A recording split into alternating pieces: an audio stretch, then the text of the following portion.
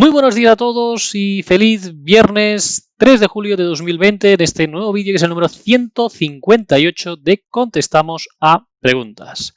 ¿Qué tal? ¿Cómo estáis todos? Espero y deseo que estéis muy bien. Y como siempre, antes de empezar el vídeo, me gustaría hablaros de Premium. ¿Te gustaría contar con un abogado de tu entera confianza que responda a tus dudas en menos de 24 horas? Pues bien, este es el nuevo servicio de Campaña Abogados, Campaña Premium, con el que contarás siempre con un mismo abogado que te responde a tus dudas en menos de 24 horas y que además gozarás de descuentos en los servicios que tenemos en el despacho. Para más información, accede en el enlace que tenemos en los detalles de este vídeo.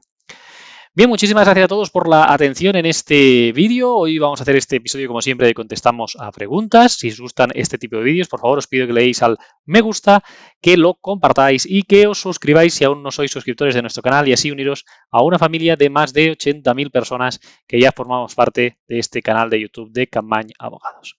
Bien dicho esto, vamos a ver lo que hemos visto durante esta semana. El lunes vimos un caso de éxito. En concreto, hablamos de una camarera de pisos a la que, tras ser despedida en su trabajo, le reconocieron una incapacidad permanente total para su profesión.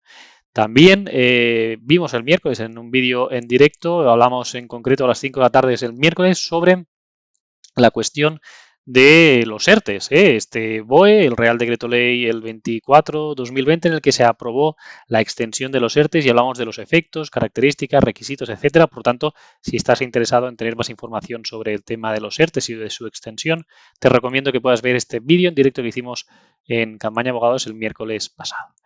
Y hoy vamos a ver este vídeo, contestando a preguntas en este viernes, en este caluroso viernes de 3 de julio de 2020 ya. Bien dicho esto, empezamos con la primera pregunta que nos la hace en este caso Maite y nos dice lo siguiente. Nos dice, me gustaría saber qué pasa cuando la prórroga de la incapacidad temporal, cuando termina, perdón, la prórroga de incapacidad temporal y no te han avisado, y más con el COVID de por medio. Gracias. Bien, muchísimas gracias Maite por la pregunta. En este caso lo que tenemos que saber es que cuando se agotan los 18 meses de baja, la incapacidad temporal prorrogada, ¿no? Después del año te dieron 6 meses más, pues si has superado esos 18 meses, has de esperar a que el tribunal médico te llame. Lo están haciendo ahora a la mayoría de personas que ya están en esta situación, ya están siendo citadas por los tribunales médicos, que están operativos ya en toda España, y durante este trámite, desde los 18 meses hasta que te llegue la resolución a casa, vas a seguir cobrando la baja. La empresa ya no tiene obligación de cotizar por ti a partir de los 545 días. Si estás en régimen general, la empresa deja de cotizar por ti y tú sigues cobrando. Entonces, esta resolución del INS pueden darse 3 supuestos, básicamente, que demoren la calificación y entonces sigues de baja. Es poco probable que te den el alta, entonces tendrás que reincorporarte con la empresa y tendrás que pedir las vacaciones y demás, pero entonces la empresa volverá a cotizar por ti y tendrás que volver al trabajo, o que te reconozcan una incapacidad permanente. En ese caso, pues el contrato se va a extinguir, el contrato de trabajo, y vas a cobrar esta pensión de incapacidad permanente.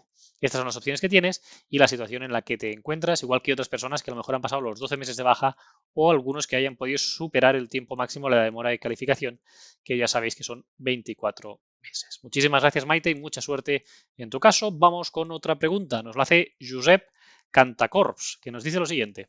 Gracias por vuestros vídeos. Gracias a ti, Josep, por preguntarnos. Dice, durante el ERTE me han despedido y sin darme cuenta he firmado el despido. ¿Es legal? Bien, muchísimas gracias por la pregunta, Josep.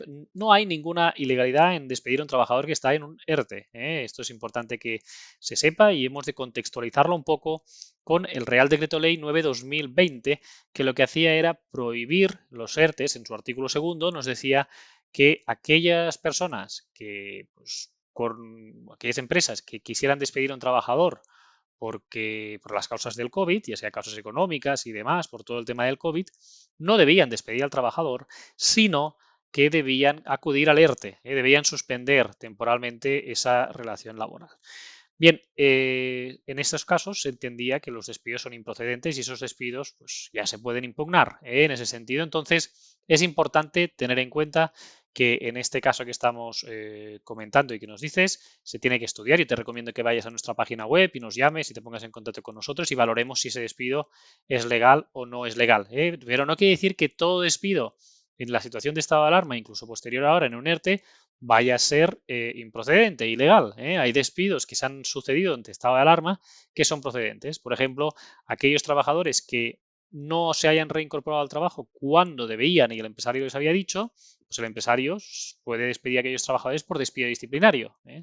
O que incumplan una serie de patrones por estar de baja médica, etcétera, pues pueden ser despedidos. Es decir, que se tiene que estudiar el despido en cada situación para saber si es procedente o no. No se puede generalizar, pero sí que se tiene que tener en cuenta, pues evidentemente, este artículo segundo de este Real Decreto Ley 9/2020. Muchísimas gracias, Josep, por la pregunta. Vamos con otra pregunta. Nos la hace Ofir Rivera y dice: ¿cómo hago para saber cómo inscribirme en lo de los 52 años? Bien, muchísimas gracias, Ofir, por la pregunta. Lo primero, para pues, saber si cumples derecho o no a acceso al subsidio para mayores de 52 años, es que debes cumplir, como mínimo, haber cotizado 15 años. Es decir, se tienen que cumplir todos los requisitos que son necesarios para acceder a la jubilación, excepto la edad de jubilación. Por lo tanto, nos exigen 15 años cotizados, se exige también haber cotizado un mínimo de 6 años por desempleo, es decir, que si no hemos cotizado 6 años en régimen general, no vamos a poder acceder a esta prestación, por ejemplo, por ser autónomos, por haber cotizado nuestra vida laboral casi siempre como autónomo. Si a lo mejor hemos cotizado los últimos 2 años como régimen general, pero no hemos cotizado entonces 6 años con desempleo, no tendríamos derecho a acceder. ¿De acuerdo? Entonces, estos son un poco los requisitos más importantes. Evidentemente, venir de una situación de desempleo, etcétera, ¿vale? Pero lo mejor es que puedas entrar en la página web del SEPE, del Servicio Estatal Público de Empleo, y puedes hacer la solicitud directamente también por internet. Y así puedes tener acceso a una resolución del SEPE que te digan si tienes derecho o no a la prestación por desempleo.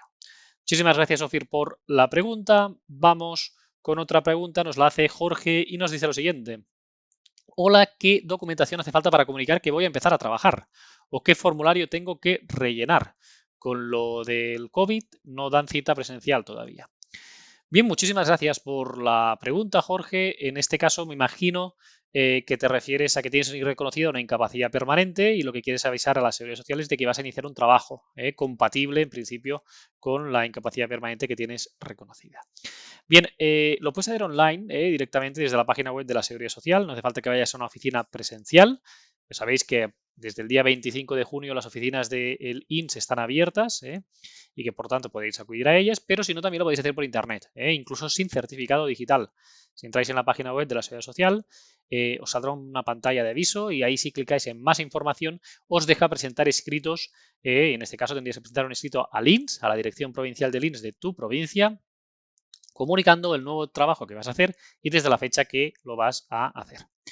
Como la pregunta es un poco abierta, Jorge, si no te estás refiriendo a este caso, pues estaremos encantados de contestarte en concreto cuál es la situación que te refieres, porque también podría ser un trabajador de un ERTE, podría ser otras circunstancias que también se podrían dar y por lo tanto, si no te he respondido a tu pregunta, te agradecería que la ampliaras para poder darte la respuesta de forma correcta.